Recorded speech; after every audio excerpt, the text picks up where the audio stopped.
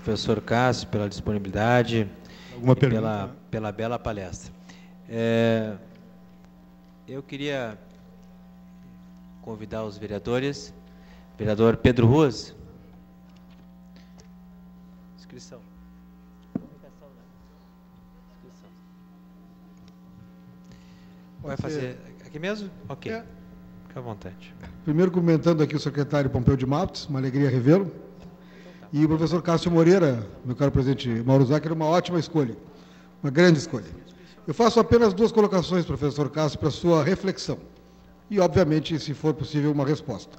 Número 1, a influência do pensamento keynesiano, John Maynard Keynes,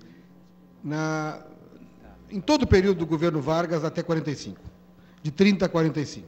Talvez até no período de 50 também, mas fundamentalmente isso. E a segunda, acho que permite mais debate, a segunda. Em 4 anos, de 1939 a 1943, o governo brasileiro cria 3 institutos que mudaram a história do país. Justiça do Trabalho, o salário mínimo como conceito e a CLT, em 4 anos, de 39 a 43. Em 45, Getúlio cai. Eu queria ver a visão do professor sobre a vinculação entre a criação desses institutos, as reações a essa criação e os 2 anos depois, a queda de Getúlio, se não tem uma vinculação direta aí com revolta da burguesia rural e urbana e a queda de Getúlio em 45. Eram essas duas questões. Obrigado, professor, e parabéns pela palestra. Vereador, em sequência, vereador Eloy Guimarães, depois vereador Dr. Thiago, depois secretário Pompeu, depois Fernanda, depois Goulart. Vereador Eloy, por favor. Saudar aqui o professor Cássio Silva Moreira. Obrigado. Pela brilhante análise que fez do período mais rico da história brasileira. A Era Vargas é o período de excelência da história brasileira sob qualquer ângulo que se possa examinar. Mesmo que se admita aquele período de 37, quando Vargas, os ventos da Segunda Guerra se batiam sobre o mundo e os regimes fortes passaram a fazer intervenções, mesmo naquele período, porque temos dito o seguinte, sairia o golpe com Vargas ou sem Vargas. Entendo sair do golpe com Vargas ou sem Vargas, nós preferimos Vargas. Preferimos Vargas, mesmo naquele regime excepcional.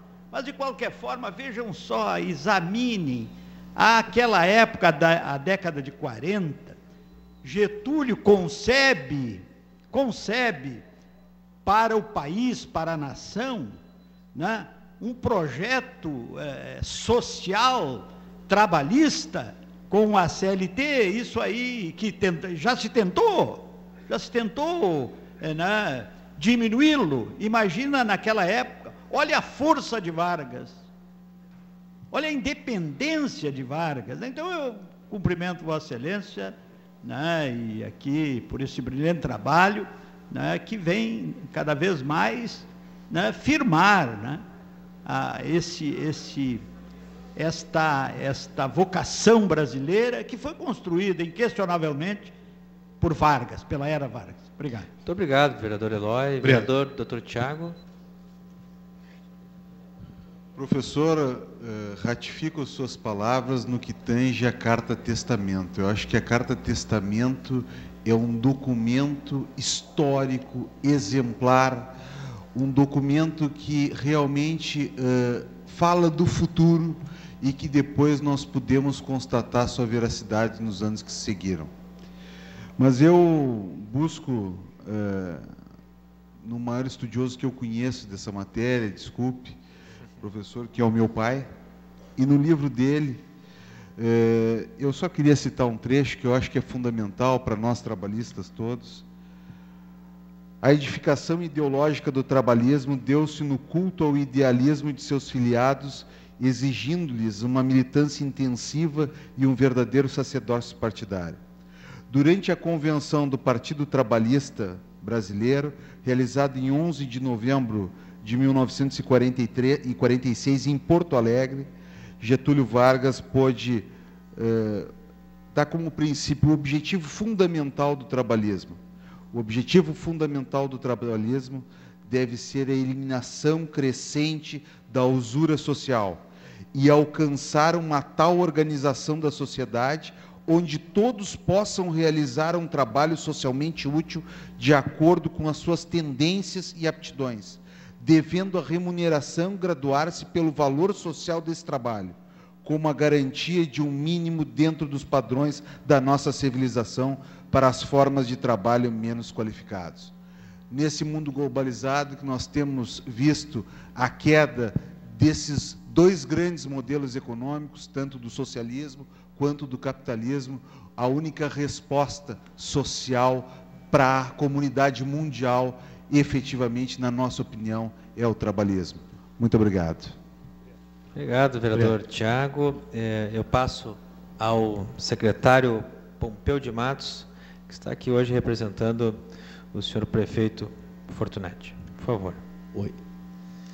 Bem, quero cumprimentar o vereador Maruzak, e em seu nome me permita cumprimentar a toda a mesa e todos os colegas vereadores. Me refiro assim até porque já fui vereador em uma outra oportunidade e mato um pouco a saudade pela honra que tenho de poder estar aqui no Legislativo Municipal da capital de todos os gaúchos, representando a sua excelência o prefeito municipal José Fortunati, que nos deu essa tarefa e essa missão de, nesse momento comemorativo de aniversário de Getúlio Vargas, que se vivo tivesse, 130 anos completaria. Eu quero aqui homenagear também, me permita, ao nosso professor Cássio Moreira, pela manifestação que fez, e muito rapidamente aqui também dar a minha contribuição, até como trabalhista que sou, deputado, vereador, enfim, que tem uma história, e Pedro Ruas, que a gente faz uma referência, me recordo dos bons tempos do doutor Brizola nos dando lições e sempre se referindo ao Getúlio, com seu legado e com sua história. O Getúlio que começou com a sua façanha aqui no Rio Grande, unindo maragatos e chimangos, o que era impossível de acreditar, ele conseguiu, exatamente para conquistar o Brasil e governar o Brasil por um grande período, por uma era, e demarcando o território de forma muito firme, com os direitos dos trabalhadores, a CLT, com todo um legado do direito das mulheres, a nossa Petrobras, o sistema Eletrobras, toda a questão industrial do Brasil moderno nasceu lá atrás com Getúlio Vargas. Então a gente tem orgulho disso, e o Pasqualini sintetizava muito o que significava Getúlio em termos de avanço social, da sua pregação, do trabalhismo, que era exatamente o caminho para o socialismo. O trabalhismo pregado, aplicado, era o caminho para o socialismo, para a valorização das oportunidades do ser humano, para que evitasse a exploração de uma pessoa para com a outra. Lições que o Jango aprendeu muito cedo, junto com o Getúlio, que assimilou os ensinamentos de Pasqualini, que aplicou na prática como governante, e que o Brizola veio depois sendo uma espécie de síntese de tudo isso. O Brizola que nos deixa saudade, que foi assim, parafraseando o doutor Tiago, que fez poesia aqui, o Brizola que foi de mansinho, assim, sem barulho, e a gente dizia: Brizola, então te junta aí com o Getúlio, aproveita, se reúne com o Jango, conversa com o Pasqualini, e por favor, Brizola, nos ensine as lições do catecismo, dê-nos coragem e civismo e não nos deixe sozinho, ilumine nossos caminhos para honrar o trabalhismo. São lições que a gente recebeu e que a gente transmite, às vezes em prosa, outras vezes em verso, que é o sentimento próprio da alma de quem carrega um legado. E o legado de Vargas é um pouco de cada um. Uns podem se achar como herdeiros de maior parte do legado, outros nem tanto, mas cada um tem uma responsabilidade. E todos nós juntos temos um único dever, de preservar esse legado, principalmente no que diz respeito ao direito dos trabalhadores. Não se mexe em direito de trabalhadores, em conquista, se avança, se aperfeiçoa, enfim, se constrói, se dá amplitude, mas absolutamente nunca haveremos de negar aos trabalhadores aquilo que Vargas concedeu lá atrás. Eu encerro agradecendo a oportunidade em nome do prefeito José Fortunati, dizendo que eu escrevi aqui, eminente presidente, em poucas linhas, meu professor, dizendo que para mim, enquanto Vossa Senhoria fazia a locução, com o dom de poeta que Deus me deu, eu escrevi aqui algumas poucas linhas, dizendo em rimas que o Getúlio era desse Staura, que jamais dobrou a espinha. Tal qual um galo de rinha, era bom de pua e bom de bico. Foi paisano, foi soldado, foi milico e nunca afrouxou garrão. Em defesa do povo e da nação, numa atitude destemida, entregou a própria vida.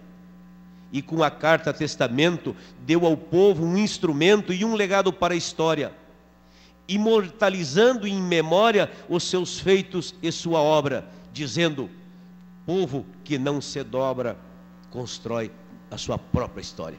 Esse era o Getúlio.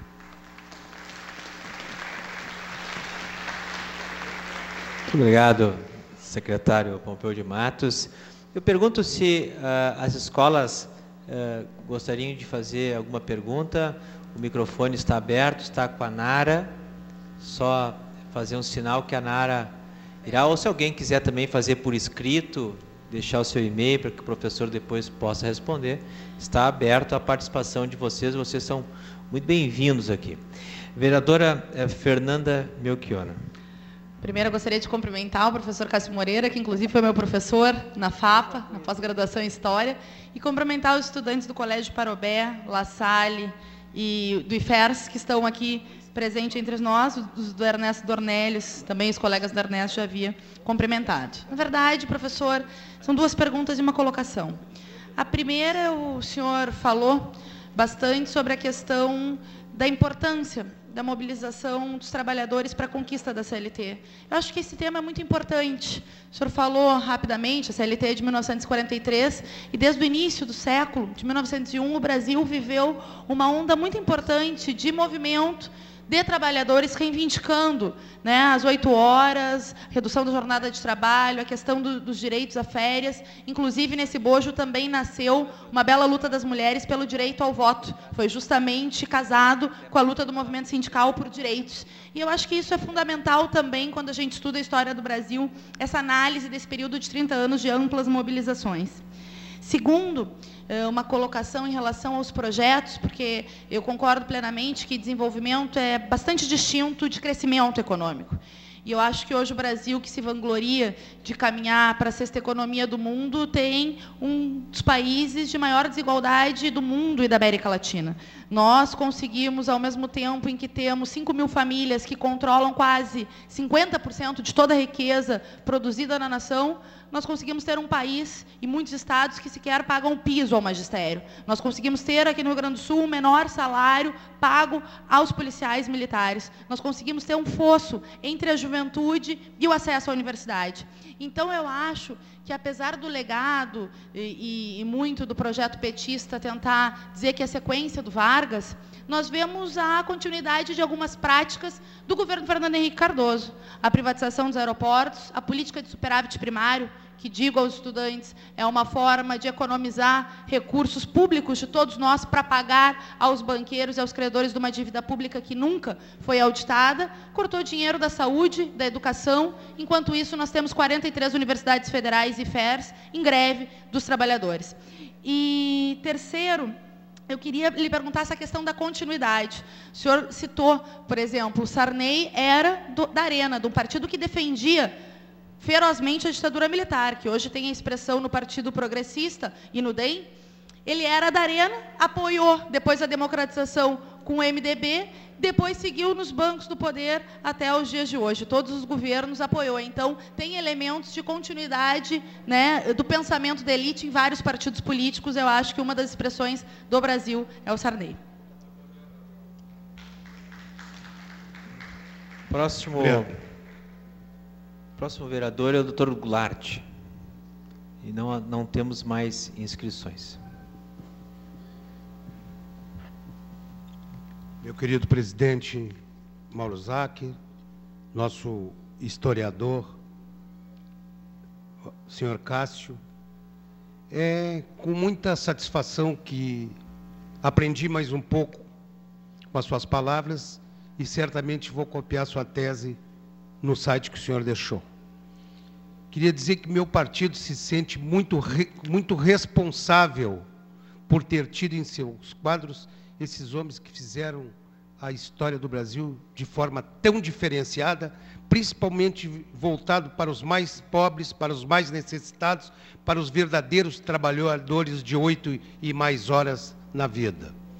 Porque certamente Getúlio Vargas fez tudo da base para o trabalhismo e para os trabalhadores. E João Goulart não foi diferente, mesmo porque aumentou o salário mínimo, que lhe custou a demissão do Ministério do Trabalho, em 100%, e que teve que ser registrado por Getúlio Vargas, que embora o tenha demitido. Getúlio Vargas inspirou tanto o Jango que quando ele caiu no dia que o golpe militar, levado pelo exército, pelas elites brasileiras e pela igreja, quando ele caiu, ele tinha do povo brasileiro 63% do Ibope de aprovação. Eu vou repetir, João Goulart, quando caiu, o último presidente trabalhista do Brasil, ele tinha 63% de aprovação do povo brasileiro. E então, o Partido Trabalhista fica honrado com a sua presença e sua palestra, e eu e o vereador Eloy, que somos ainda da época do Partido Trabalhista de Vargas e de João Goulart antigo, ficamos encantados e agradecemos o que aprendemos com o senhor hoje. Muito obrigado. Obrigado. Muito obrigado, vereador Goulart. Passo, então, ao nosso convidado para as considerações finais. Evidentemente que não haverá tempo para responder todas as perguntas e todas as colocações tão bem aqui feitas pelos vereadores, pela sua participação, mas o professor Cássio fará resumidamente para nós. Muito obrigado. Bom, só a resposta das perguntas dava uma outra palestra, né? Mas a gente vai tentar sintetizar ao máximo, assim, sendo bem pontual, então me perdoem se eu não puder aprofundar cada uma das questões levantadas, né, em virtude do tempo. Então, vou começar em relação à pergunta do Keynes, do Pedro. Estou te chamando de Keynes, Pedro. Bom, com certeza, ou seja, o governo Vargas vai ser influenciado pelo pensamento keynesiano, não só o governo Vargas, ou seja, depois da quebra da Bolsa de Nova York, havia até uma piadinha que todos somos keynesianos, ou seja, até a década de 60, até a década de 70, a doutrina keynesiana, de certa forma, dominava o pensamento do mainstream, né, do pensamento econômico. Mas cabe uma observação aqui.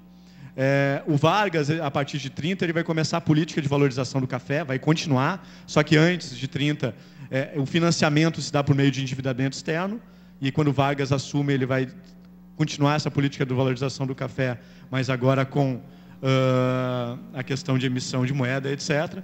Então, ele vai começar a adotar uma política de valorização, de compra de sacas e queimas de sacas de café, que eram políticas keynesianas, anticíclicas, antes da obra geral do Keynes em 36.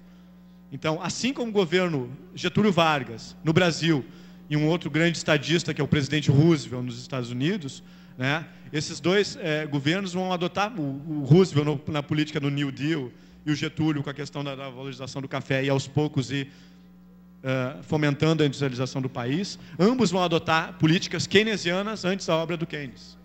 Então, né, com certeza há influência do pensamento de Keynes, mas também há ações parecidas com Keynes antes da obra geral dele, né? Em relação a 39 e 43, da questão do Estado Novo, a criação do Ministério do Comércio, Trabalho, Indústria, da questão do salário mínimo e da CLT, com certeza são marcos extremamente importantes. Notem que no Vargas a legislação trabalhista vai para o trabalhador da cidade. O Jango vai estender para o trabalhador do campo, que talvez isso tenha sido um dos tantos motivos, né, que que acabam fazendo com que há pressões e ele seja derrubado. Então, com certeza, esses marcos vão influenciar muito, sim. E diga-se de passagem, aí linkando já com uma outra pergunta da questão do Jango no Ministério do Trabalho, né, quando o Jango se torna ministro do Trabalho, do Vargas, lá em 53, muitas vezes ele é acusado por parte, né, porque toda generalização é burra, por parte da classe empresarial, de ser o ministro dos trabalhadores, porque ele revoluciona a forma de atender as pessoas. Ou seja, qualquer trabalhador, de repente, podia marcar a hora e falar com o ministro, que antes era uma coisa extremamente difícil de alguém chegar e falar com o ministro do Trabalho, etc. Então, ao meu ver, até cabe um resgate do personagem do presidente João Goulart, muitas vezes acusado de indeciso, fraco, etc., que, ao meu ver, talvez seja um dos personagens mais injustiçados da nossa história. Enquanto a pergunta do vereador Eloy, em relação ao golpe com Vargas ou sem Vargas, né, e a questão da CN, da siderúrgica, com certeza, a siderúrgica nacional vai ser um momento extremamente importante para o processo de industrialização do país e, de certa forma, graças à habilidade política do Vargas, né, que ele vai conseguir esse financiamento, né. Em relação do Thiago, ou seja, a Carta de Testamento, no meu ver, sintetiza muito do que se deveu ao golpe, à tentativa de golpe, ao suicídio do Vargas em 54. Ou seja, a gente tem que perceber que há uma ligação entre o golpe, né, que depôs o presidente João Goulart em 64 e o suicídio do Vargas em 54. Porque há uma tentativa de retomar o projeto do Vargas pelo João Goulart. Em relação a questão da usura, né, com certeza, ou seja, hoje a gente tem um ataque, de certa forma, ataque é muito forte, uma tentativa de reduzir a taxa de juros, né, e o spread bancário no país, e, de certa forma, isso vai ao encontro do pensamento até, inclusive, do Alberto Pasqualini, da questão da usura, né, do dinheiro. Então, isso tem a ver, ou seja, e diga de passagem que o projeto trabalhista, que, na minha opinião, o governo atual é um governo trabalhista, ele vai além dos partidos, ou seja, ele é um projeto que não é ligado a um partido ou outro, ele é um projeto, né, em relação a... que o Muniz Bandeira traz bem, que diz que o trabalhismo do Brasil é como se fosse uma social-democracia, como foi a social-democracia europeia, Muniz Bandeira. Bom, então, esse projeto ele é feito principalmente mais com ações, né, não só com palavras, com ações concretas, e de certa forma tem algumas que estão em andamento. Em relação à pergunta da Fernanda, da vereadora Fernanda, mobilização dos trabalhadores, é verdade, sim, havia uma mobilização já, né, só que se tu perceber no discurso do Vargas, até quando ele era candidato, ele já defendia a questão da industrialização, e da industrialização precisa de um mercado, né, de trabalho, e havia já indícios, né, no discurso do Vargas encaminhando. Claro que a mobilização, qualquer mobilização é mais fácil alguma coisa acontecer, né? Crescimento e desenvolvimento. Se a gente for perceber, muitos períodos da nossa história econômica, a gente tem períodos de crescimento econômico. Governo Vargas, governo JK, o plano de metas, inclusive no milagre econômico, né? Só que, de uns tempos para cá, a gente começa a ter um crescimento econômico com os dados de concentração de renda, a gente percebe que há um processo de distribuição de renda. Lento, até porque a concentração de renda no país é muito alta. Dados do IBGE de 2000, para estar entre os 10% com renda individual mais alta, tu ganhando aproximadamente, perdoem tá, o valor, mas aproximadamente 2.000 e poucos reais, tu estava entre os 10% mais ricos. Isso em 2000. Notem que a gente tem uma brutal concentração de renda que aos poucos vem diminuindo, né? Um pouco se deve à questão da estabilidade monetária, mas também principalmente às políticas de transferência de renda. A questão do Sarney, que a vereadora Fernanda comentou, o governo, de certa forma, é um presidencialismo de coalizão, ou seja, ele precisa governar e muitas vezes com a aprovação do Congresso. Então, por isso que muitas vezes há necessidade de entendimento, porque o presidente o executivo não governa sozinho, ele governa com o executivo, isso em qualquer esfera. E para finalizar, questão da demissão do Jango no Ministério do Trabalho e tal, né, e a questão do PTB antigo. O PTB antigo, é verdade, traz esses nomes, né, do Getúlio, Jango, Brizola, Pasqualini, entre outros. E a questão da demissão do Jango, o próprio Jango, pelo menos a historiografia traz isso, que o próprio Jango falou para o Getúlio, me demita, né? Então o Getúlio acaba demitindo o Jango, mas dali um tempo dá o aumento de 100%, né, que o Jango, o estudo do Jango enquanto ministro do Trabalho se propõe. Então, eu procurei, desculpe até passar um pouquinho do tempo, Mauro, eu procurei tentar responder todas as perguntas de forma bem profícua e falar sintetizada, né? de Getúlio, a gente vai deixando o tempo, não percebe que o tempo está passando. Tem o meu e-mail lá no site, qualquer, de repente, algum outro questionamento que alguém queira fazer, eu estou à disposição, sempre. Tá? Muito obrigado. E, mais uma vez, muito obrigado à Câmara, à Nara, a toda a equipe da Câmara de Vereadores e aos presentes e aos vereadores. Professor Cássio, pela bela palestra, pela tarde. Falar de Getúlio é uma coisa realmente incansável, que a gente realmente vai descobrir o grande momento da história da Era Vargas. Eu queria agradecer mais uma vez as escolas, o La Salle, o Parobé, o Ernesto Ornelis, o Instituto Federal do Rio Grande do Sul, pela sua presença, vocês são muito bem-vindos. Né? Também saudar aqui a equipe que organiza, liderada pela Nara, mas o Memorial, a Escola do Legislativo, as nossas relações públicas, enfim, que tem nos ajudado a fazer essa grande homenagem aos 130 anos de Getúlio, que iniciou no dia do seu nascimento, 19 de abril, irá até o dia da sua morte, 24 de agosto. Muito obrigado.